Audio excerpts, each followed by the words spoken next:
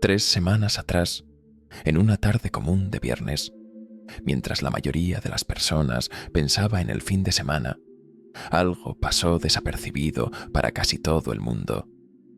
Un documento sencillo apareció en el sistema de la Comisión de Valores Mobiliarios de Estados Unidos. Nada llamativo. Un formulario técnico de esos que los analistas leen por obligación y el público ignora por completo. Pero ese documento específico llevaba una información silenciosa, casi escondida, que lo cambiaba todo. Revelaba que la fundación de Bill y Melinda Gates había vendido 2/3 de sus acciones de Microsoft en apenas un trimestre. No fue un ajuste fino, no fue un rebalanceo, fue una salida clara. 2/3. Detente un segundo y piensa en eso. No estamos hablando de alguien reduciendo exposición poco a poco. Estamos hablando de una liquidación agresiva, fría y calculada. Y lo más inquietante es que esto no ocurrió de forma aislada. Cuando se observa el mismo periodo analizando decenas de formularios similares enviados por fondos familiares y estructuras controladas por multimillonarios, comienza a surgir un patrón repetido, consistente, casi sincronizado. Personas extremadamente ricas haciendo exactamente lo opuesto de lo que dicen en entrevistas, conferencias y declaraciones públicas. Están vendiendo silenciosamente mientras aseguran que todo está bajo control. En conjunto, estos movimientos resultaron en aproximadamente $89.000 millones en ventas de acciones en los últimos 6 meses. Esto no es un rumor ni una teoría conspirativa. Son datos oficiales enviados al gobierno. Y lo más perturbador no es el valor en sí, sino el contexto. Cuando figuras como Jeff Bezos, Mark Zuckerberg, Jamie Dimon y Warren Buffett comienzan a deshacerse de posiciones gigantescas al mismo tiempo, algo necesita ser cuestionado. Personas de este nivel no se mueven por impulso. Se mueven cuando ven riesgos que aún no han llegado a las noticias. Mientras tanto, la prensa financiera trata estos movimientos como decisiones banales. Dicen que Bezos vendió acciones por planificación fiscal, que Zuckerberg diversificó por seguridad patrimonial, que Jamie Dimon solo ajustó su cartera personal. Todo eso suena razonable hasta que conectas los puntos. Cuando el director ejecutivo de uno de los mayores bancos del mundo vende acciones de su propia institución por primera vez en casi 2 décadas, no estamos hablando de rutina, estamos hablando de alguien que conoce los bastidores del sistema y decidió salir antes de que algo estalle. Y el contraste es brutal. Mientras estos multimillonarios reducen riesgo, al inversor común se le incentiva a permanecer totalmente expuesto. Los programas de televisión hablan de aterrizaje suave. Los asesores repiten que el largo plazo lo resuelve todo. Y los índices siguen cerca de máximos históricos. Pero el dinero inteligente ya está en movimiento. No con pánico, no con ruido, sino con una urgencia silenciosa, del tipo que solo tiene sentido cuando sabes que el barco está haciendo agua y que el tiempo para salir es ahora. Ahora vamos a los números, porque los números no mienten, incluso cuando quienes hablan más fuerte intentan distorsionarlos. Entre el 1 de julio de 2025 y el 15 de enero de 2026, un intervalo de 6 meses y medio, inversores multimillonarios liquidaron aproximadamente $89.000 millones en acciones cotizadas en bolsa. Este valor no es una estimación, no es una proyección y no es una opinión. Está documentado en registros oficiales enviados a la Comisión de Valores Mobiliarios. Cada venta fue declarada formalmente, firmada y validada. El dinero salió y salió rápido. Cuando desglosas ese total por individuo, el escenario se vuelve aún más incómodo. Jeff Bezos vendió alrededor de $8.500 millones en acciones de Amazon. Fueron 50 millones de acciones liquidadas en apenas 9 sesiones bursátiles. Antes de 2019, Bezos jamás había vendido más de 3.000 millones en un año completo. Lo que ocurrió ahora no se parece a planificación. Parece urgencia. Parece alguien aprovechando liquidez máxima mientras aún existe el comprador dispuesto a pagar precios inflados. Mark Zuckerberg también entró en el movimiento, vendiendo aproximadamente $500 millones en acciones de Meta. Pero el caso más simbólico quizás sea el de Jamie Dimon. El director ejecutivo de JP Morgan Chase vendió alrededor de $150 millones en acciones del propio banco. Fue la primera venta desde 2005. Piensa en lo que eso significa. Un hombre que lidera uno de los mayores bancos del planeta desde hace casi 2 décadas, con acceso total a los datos de crédito, derivados y riesgo sistémico, decidió que ahora era el momento adecuado para salir.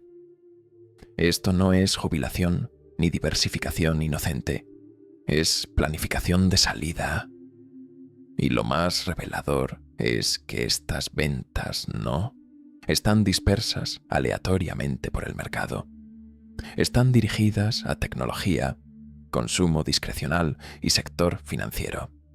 Exactamente los 3 pilares que empujaron el índice de mercado a récords históricos.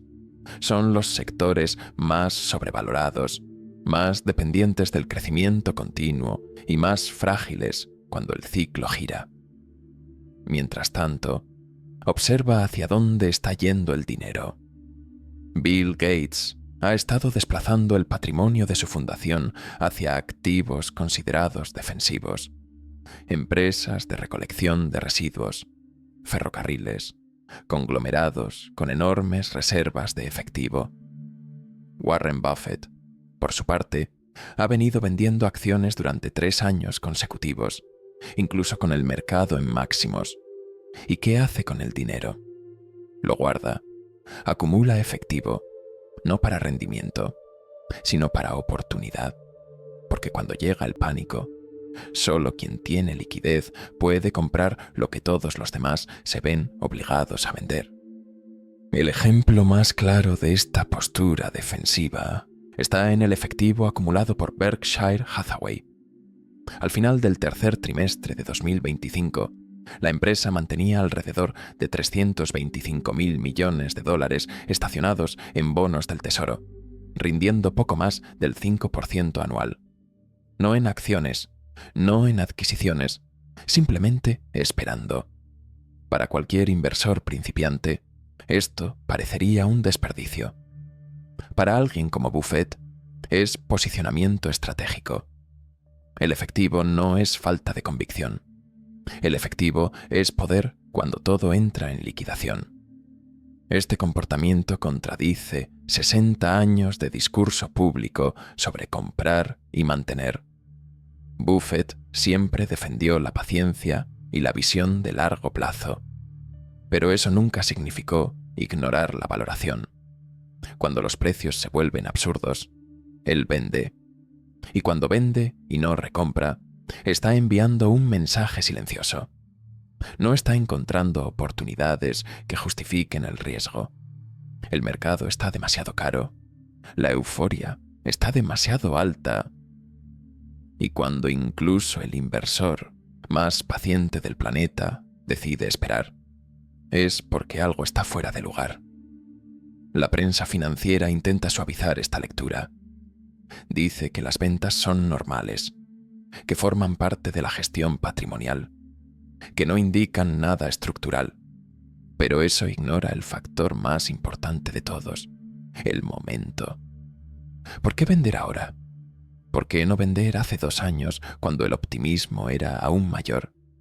¿Por qué no esperar un poco más si el discurso oficial es de crecimiento estable y economía resiliente? La respuesta está en el momento. El momento de la venta es la verdadera señal. Cuando cruzas este movimiento con los indicadores de mercado, el cuadro empieza a alinearse. El índice bursátil se negocia a más de 22 veces las ganancias futuras, muy por encima de los promedios históricos.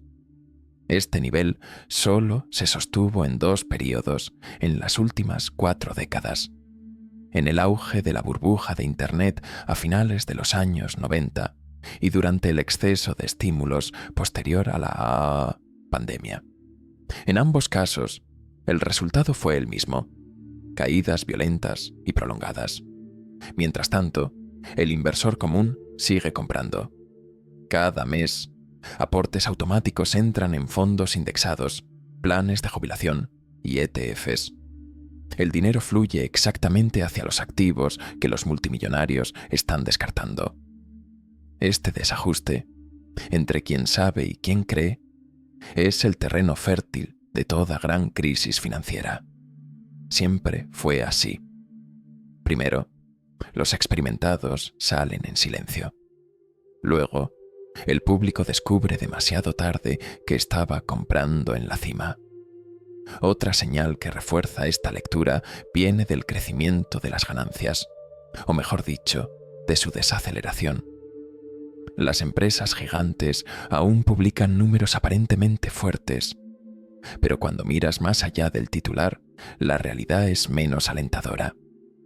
Microsoft, por ejemplo, presentó crecimiento de ingresos de 2 dígitos, algo que impresiona a primera vista. El problema es que el flujo de caja libre cayó.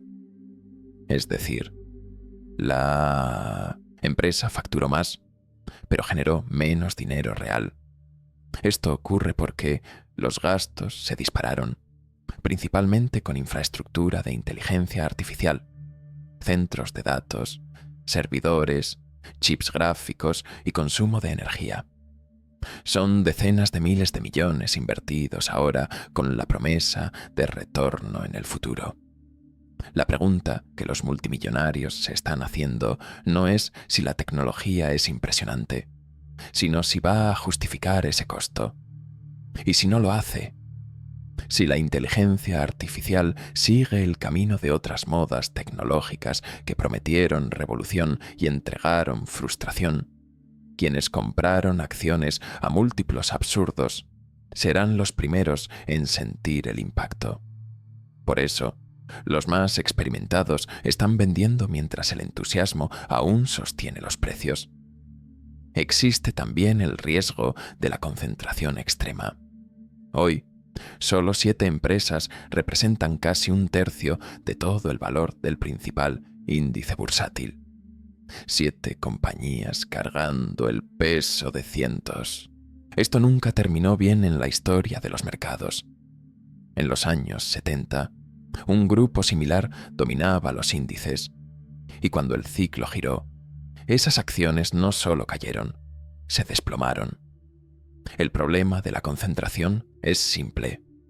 Cuando todos están en el mismo lugar, no existe una salida ordenada.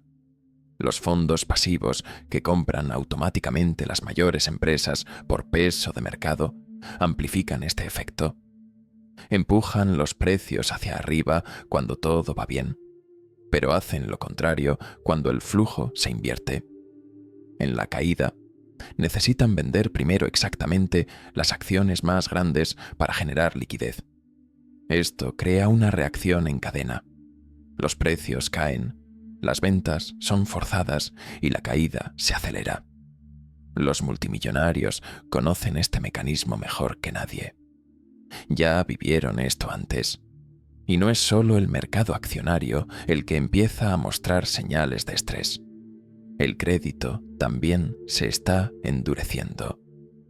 La deuda corporativa en relación con el Producto Interno Bruto alcanzó niveles más altos que antes de la crisis financiera de 2008. Empresas que se acostumbraron a financiar operaciones con tasas casi cero, ahora enfrentan refinanciación a tasas mucho mayores. Lo que antes era rentable se vuelve inviable.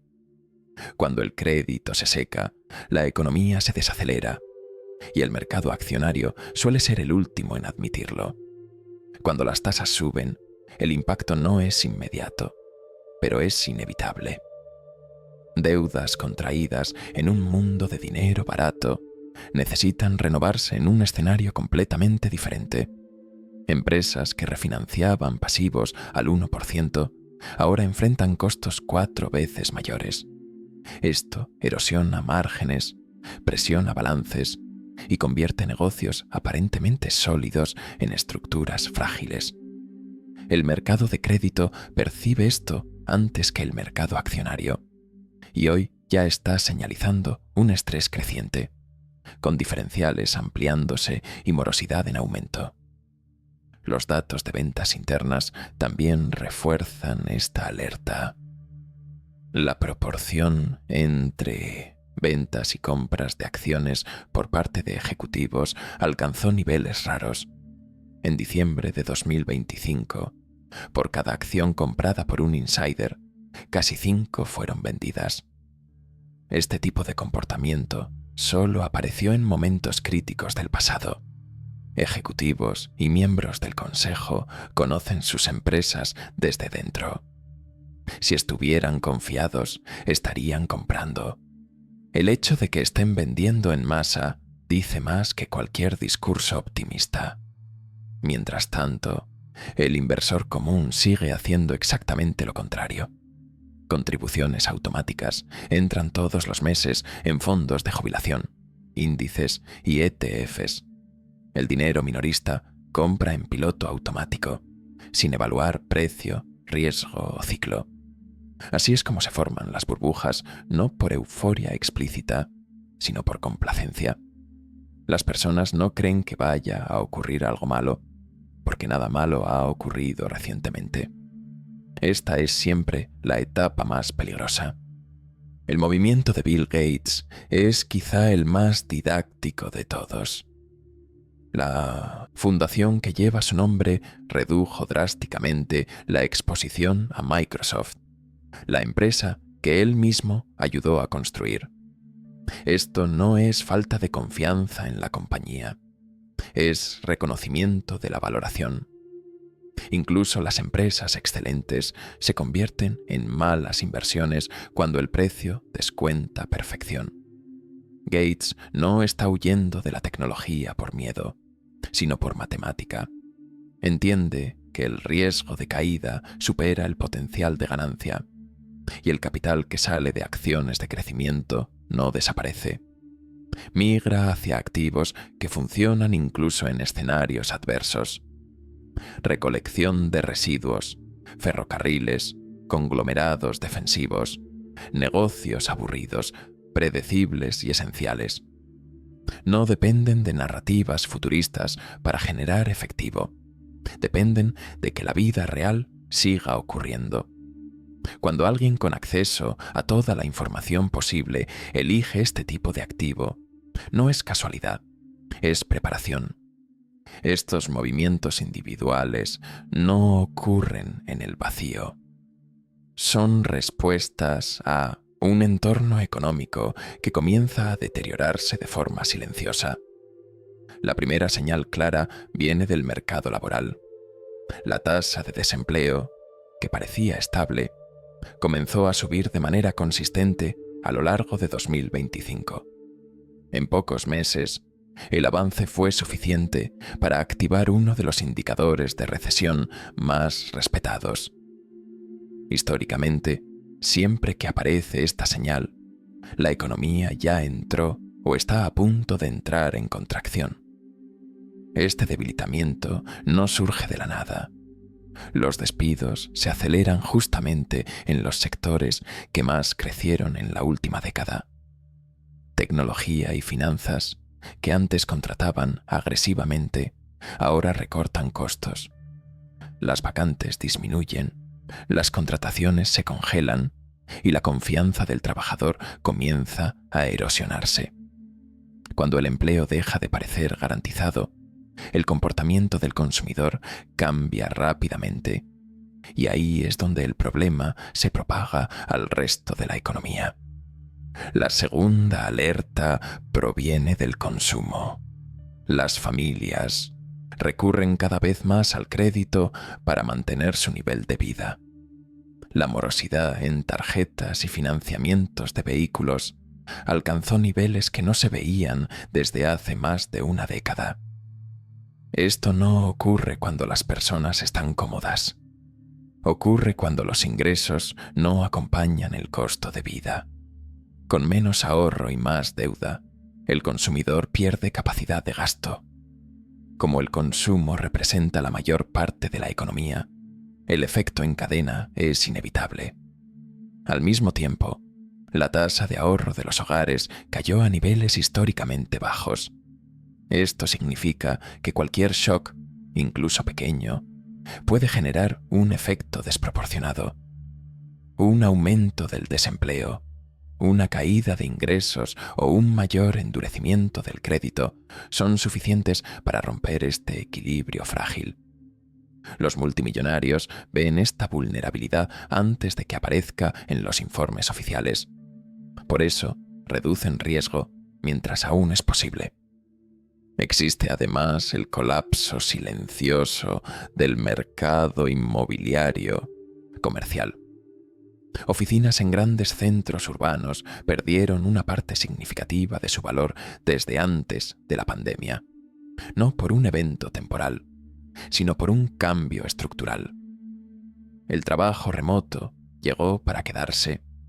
Edificios vacíos generan morosidad que presiona a bancos regionales y fondos de crédito. Cuando el sistema financiero empieza a sentir este tipo de pérdida, el crédito se endurece para todos. Y cuando el crédito se bloquea, la economía se desacelera definitivamente. Además de las señales económicas internas, hay un trasfondo global que vuelve todo aún más inestable. Los conflictos armados se intensifican, las tensiones comerciales aumentan y la lógica de la globalización comienza a invertirse. Aranceles, sanciones y restricciones logísticas elevan costos y reducen márgenes. Empresas que prosperaron en un mundo integrado ahora enfrentan un escenario fragmentado. Cadenas de suministro más cortas son menos eficientes y más caras. Los multimillonarios saben que este tipo de transición nunca es suave. Quienes tienen acceso a análisis estratégicos e informes geopolíticos privados entienden que el riesgo no está disminuyendo, está aumentando. Las relaciones entre grandes potencias siguen deteriorándose. Se revisan acuerdos comerciales y la previsibilidad desaparece. Para el mercado, la incertidumbre es veneno. Para quien administra fortunas gigantescas, este entorno exige protección, no exposición. Por eso el capital huye de activos dependientes de la estabilidad global y migra hacia infraestructura esencial y liquidez. Al mismo tiempo, la burbuja de la inteligencia artificial comienza a mostrar grietas. Las grandes empresas tecnológicas han volcado cientos de miles de millones en infraestructura en los últimos años. El discurso es de transformación total de la economía, pero la monetización real aún es limitada. Las herramientas impresionan, pero no generan retornos proporcionales a la inversión. La pregunta que empieza a circular entre inversores sofisticados es simple. ¿Cuándo esto va a generar ganancias reales? ¿Y si no lo hace? Historias parecidas ya ocurrieron antes. Internet, blockchain, metaverso. Todas prometieron cambiarlo todo. Algunas entregaron valor, otras quemaron capital durante años. La diferencia ahora es el tamaño de la apuesta. Nunca se gastó tanto en tan poco tiempo, basado en expectativas futuras. Si la inteligencia artificial no alcanza rápidamente el nivel de rentabilidad esperado, los precios actuales de las acciones no se sostendrán. Los multimillonarios no están dispuestos a pagar para descubrirlo. Por eso venden mientras el entusiasmo aún domina. Mientras el discurso público habla de innovación infinita, el dinero silencioso se posiciona para un escenario mucho más duro. No están apostando contra la tecnología, están apostando contra precios irreales. Cuando el mercado comience a recalibrar expectativas, quienes estén demasiado expuestos sentirán primero y quienes estén líquidos tendrán ventaja. Lo que vuelve todo esto aún más inquietante es que no estamos hablando de un riesgo distante. El proceso ya comenzó. La primera fase es exactamente donde estamos ahora. Los mercados siguen cerca de máximos, la volatilidad permanece baja y la sensación general es de normalidad. Las personas continúan invirtiendo como si nada estuviera fuera de lugar. Mientras tanto, tras bambalinas, el dinero experimentado se reasigna, las posiciones se reducen y el efectivo aumenta. Es la etapa de la complacencia, cuando el peligro aún no es visible para la mayoría. En la fase siguiente, pequeñas fisuras empiezan a aparecer. Un gran nombre decepciona en resultados. Puede ser una empresa símbolo del crecimiento reciente. No importa cuál. El mercado reacciona con sorpresa, luego con negación. Las caídas iniciales se tratan como correcciones saludables, oportunidades de compra, pero el ánimo cambia rápidamente cuando otras empresas siguen el mismo camino. Lo que parecía un caso aislado revela un patrón. La confianza comienza a desgastarse. Con el avance de esta dinámica, la volatilidad explota. Movimientos que antes tomaban meses pasan a ocurrir en días. Operaciones apalancadas se ven forzadas a cerrar. Fondos necesitan vender para atender rescates. El efecto dominó se instala. En ese punto, la narrativa cambia. Ya no se habla de aterrizaje suave, sino de ajuste necesario. Aún así, muchos creen que lo peor ya pasó. Es el autoengaño colectivo antes de la caída más profunda. En la fase siguiente, la realidad se impone. La economía se desacelera de forma visible. El desempleo sube. El consumo retrocede. Las ganancias corporativas se desploman y las valoraciones dejan de tener sentido. El mercado entra oficialmente en territorio de colapso. Caídas del 20 o 30% dejan de ser números abstractos y pasan a afectar directamente la vida de las personas. Planes de jubilación se reducen. Empresas recortan costos y el miedo reemplaza a la euforia. Y es exactamente en ese momento cuando quienes se prepararon comienzan a actuar. Mientras la mayoría vende por desesperación, quienes acumularon efectivo entran con calma. Compran activos sólidos a precios impensables meses antes, no por suerte, sino por disciplina. Así es como ocurren las grandes transferencias de riqueza, no en un día, sino a lo largo de ciclos previsibles. Quien entiende el ciclo sobrevive. Quien lo ignora, paga el precio. Cuando el mercado toca fondo, el escenario siempre es parecido. Titulares hablan de desastre histórico. Comentaristas comparan todo con crisis pasadas y el sentimiento general es de agotamiento. La mayoría ya vendió, no por estrategia, sino por miedo. Es en este entorno donde el dinero paciente se mueve. Warren Buffett no compra cuando todo parece seguro. Compra cuando nadie más quiere tocar los activos. Y por eso acumular efectivo antes del colapso es tan decisivo.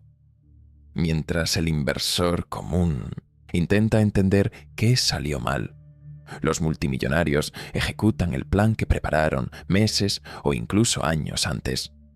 Empresas sólidas, con flujo de caja real, se adquieren a precios de liquidación. Negocios enteros cambian de manos. La narrativa pública habla de crisis, pero tras bastidores ocurre una profunda reorganización de la propiedad de los activos. No es coincidencia, es método. Siempre fue así.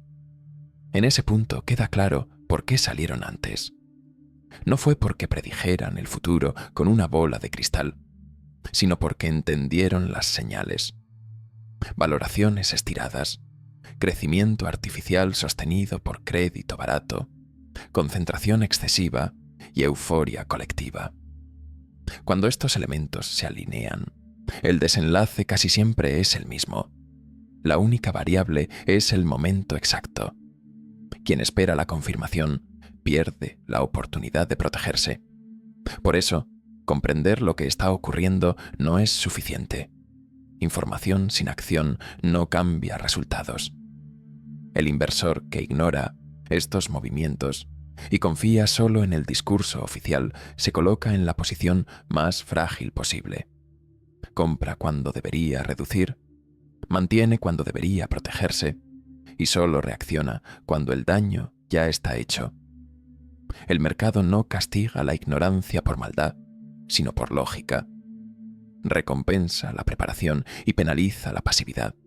Lo que realmente representan esos 89.000 millones en ventas no es pánico, sino claridad. Una lectura fría del ciclo, un reconocimiento de que el riesgo ahora supera el retorno. Los multimillonarios no intentan asustar a nadie, simplemente están actuando. Y sus acciones dicen más que cualquier entrevista, cualquier informe optimista o cualquier promesa de estabilidad. Al final, todo se reduce a una pregunta simple, pero incómoda. ¿En quién confías más? ¿En las palabras tranquilizadoras que se repiten en la televisión?